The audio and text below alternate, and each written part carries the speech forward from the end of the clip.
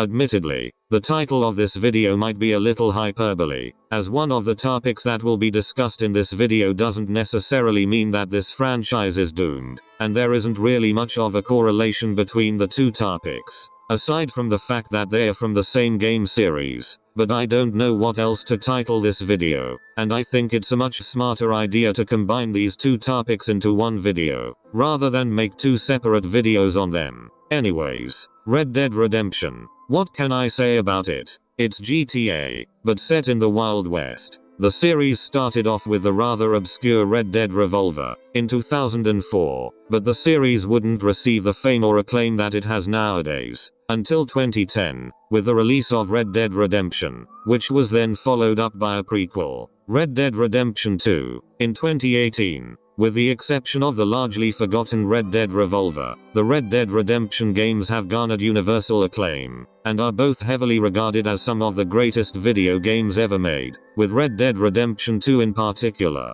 being commonly cited as proof that video games are art. But you already knew that these were great games. No need to bore you with information that you already know. I am here to talk about the recent downfall of the series. In the past, I have made numerous videos chronicling the downfall of Grand Theft Auto, from GTA 5 being milked to death by Rockstar, to the atrocious launch of the GTA Trilogy remasters, and God only knows how things will turn out once a certain sequel finally gets released and ends up being bad. But GTA isn't the only Rockstar series that's getting screwed over by them. Red Dead Redemption is suffering as well. In today's video, I will be discussing two things relating to the Red Dead Redemption games, and how they both not only represent the downfall of this series, but they also further contribute to the continued demise of the once legendary Rockstar games. If you enjoy this video, then be sure to like, and if you're new to the channel, maybe consider subscribing, as it would be greatly appreciated.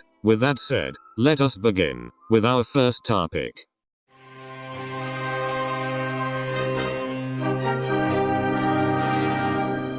Red Dead Redemption 2 will most likely stand as Rockstar's swan song, the last great thing that they will ever give us. The large amount of garbage that Rockstar has given us after Red Dead Redemption 2 only further strengthens that belief. I genuinely don't have any high hopes for GTA 6 at all, and if it does turn out bad, I'd be disappointed, but not surprised in the slightest. All I'm gonna say is, if Red Dead Redemption 2 really does end up being Rockstar's final masterpiece, then at least they went out with one hell of a game. But I'm not here to talk about Red Dead Redemption 2. No, I'm here to talk about the game's online mode, Red Dead Online. More specifically, the way Rockstar treated it when compared to GTA Online.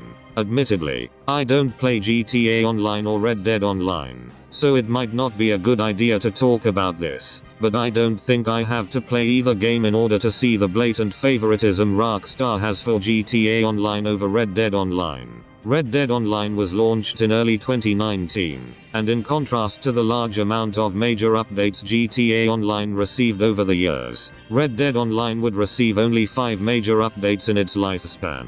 I understand that GTA Online is much older and more popular than Red Dead Online, and would logically have more updates, but the last major update for Red Dead Online came out in July 2021, over 2 years ago. Why hasn't there been any updates for Red Dead Online in over 2 years? Well, allow me to explain what happened. In early 2022, fans of Rockstar on Twitter would begin to express their frustrations over the lack of content in the game when compared to GTA Online, which culminated with the hashtag #SaveRedDeadOnline trending. Throughout the first half of 2022, anything Rockstar posted on Twitter would be hit with replies of people demanding new content for Red Dead Online. This would change on July 7th, when Rockstar would release an article on their website, confirming that Red Dead Online would not be receiving any more major updates, with the main reason being so that they can focus on developing GTA 6. Admittedly, not releasing any new content for Red Dead Online so that more work could be put into the next GTA game would be understandable if Rockstar had done the exact same thing with GTA Online. But no, GTA Online is still receiving updates to this day, which made a lot of people, myself included, very skeptical on why they decided to pull the plug on Red Dead Online in favor of fully focusing on GTA 6. but not do the same thing with GTA Online. A few days after this announcement, on July 13th, an in-game funeral was held for the game, to mark 1 year since the release of its last major update, and since then, most people have just moved on, and accepted that the game wouldn't get any more content. Again, I imagine a lot of people would be far more understanding and accepting of Rockstar's decision to abandon the game so that they could primarily focus on GTA 6, if they did the same thing with GTA Online. It's interesting seeing how these two games are polar opposites of each other. GTA Online has been milked to death for almost a full decade, to the point where it is essentially the only reason people still play GTA 5, the only reason most people buy GTA 5 nowadays, and arguably the reason why it has taken us so long to get GTA 6. On the other hand, Red Dead Online had a very short lifespan, only getting 5 major updates, before being abandoned by Rockstar in favor of GTA Online and GTA 6. Red Dead Online came out in May 2019, and its final update would be released in July 2021, a little over 2 years after it launched. Who knows how different things would have been if the two games swapped places. Red Dead Online would be milked to death while GTA Online would have a very short lifespan. Or if both games were milked to death.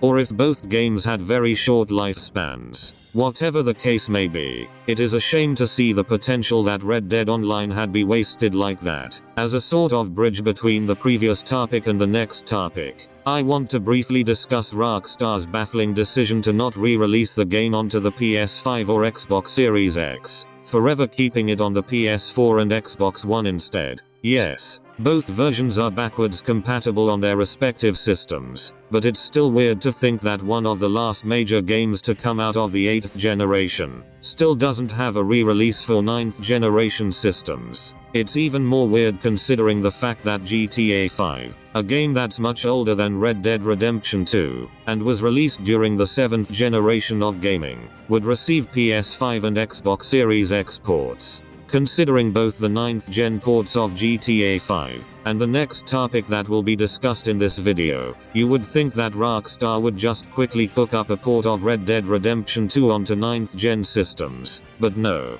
they never did such a thing, and it genuinely doesn't make any sense at all. GTA 5 was one of the last major games to come out of the 7th generation of gaming, and so logically, it would receive a port onto 8th generation systems shortly after. Red Dead Redemption 2 was one of the last major games to come out of the 8th generation of gaming, so having the game receive a port onto 9th generation systems would have made perfect sense. But no, we get the nearly decade-old game instead. Then again, considering the next topic that I'm about to talk about, maybe it's for the better that they never made PS5 or Xbox Series X versions of Red Dead Redemption 2, and that's my cue to move on to the next topic.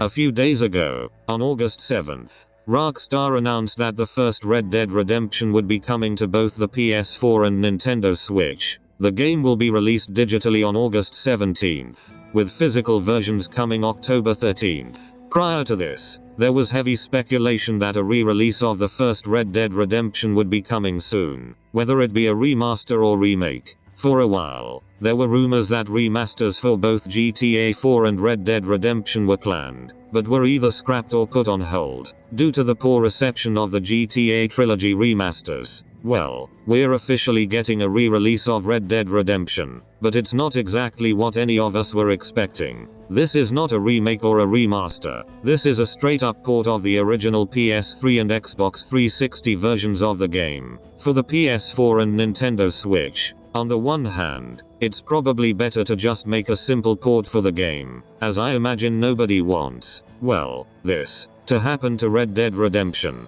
But on the other hand, this just comes off as kinda lazy. Actually, the fact that this is a port isn't even the main problem. This game will cost $50. Yes, you heard me right. $50. For a simple port of a 13-year-old game with little to no changes or additions, and with the exception of the Switch, it's not even being released onto any current-day consoles. The game is coming to the PS4, but not the PS5. However, the PS4 version is backwards compatible on the PS5. Why not just make a separate version of the game on the PS5? It would be a lot less redundant. The PS4 is almost 10 years old. They could have re-released Red Dead Redemption onto the PS4 at any point in its lifespan. Why did they decide to not release the game onto the PS4 until almost 3 years after its successor console came out? It doesn't make any sense at all. There's also no PC version for the game, which genuinely baffles me how there never was a PC version of the first Red Dead Redemption. This could have been the perfect time to release the game onto PC, but I guess not. You might have also noticed that there is no Xbox version of this re-release, and that's because the Xbox 360 version is backwards compatible on both the Xbox One and Xbox Series X. And even if you don't own the original Xbox 360 version of the game, and you decide to buy it from the store, not only does it cost less money, but it also actually enhances the game by giving it better frame rate and resolution. Something that I doubt this PS4 and Switch version will do. The lack of a multiplayer mode is another problem. The original Xbox 360 and PS3 versions had multiplayer in them. Why not keep it in this re-release? Not having multiplayer in the game will just make this re-release feel even more lacking than it already does. And finally, nobody wants Red Dead Redemption to suffer the same fate as the GTA trilogy. Just because this is a port, and not a remake or a remaster, doesn't mean that it won't turn out glitchy or broken. Sometimes, even a simple port of a game can still manage to be broken and poorly made. Did we not learn anything from Sonic Genesis for the GBA? Even if this somehow doesn't turn out broken or glitchy, there are still other problems surrounding the game that would give it a negative reception within the Rockstar community. The 9th gen ports of GTA 5 were technically good games. There weren't any bugs or glitches in them, and they were playable, but they were still negatively received by the Rockstar community because they had nothing new to offer. There were almost no improvements or differences from the Xbox One and PS4 versions of the game, and the fact that those versions are backwards compatible on the Xbox Series X and PS5 respectively, made these versions even more useless. And that's not even getting into the whole Rockstar is milking GTA 5 and not giving us GTA 6 stuff. I regretfully bought the GTA Trilogy remasters a few months ago, as the morbid curiosity got the best of me, but I refuse to buy this game. Even if it's actually good, I'm not spending $50 on a bare bones port of a 13-year-old game. If it's bad, I wouldn't be the least bit surprised, but whatever people said about the GTA Trilogy remasters could probably also be said about this port. It's just really tiring seeing Rockstar continue to desecrate their older games, and I'm just gonna say this in advance. I am not looking forward to the inevitable GTA 4 port at all.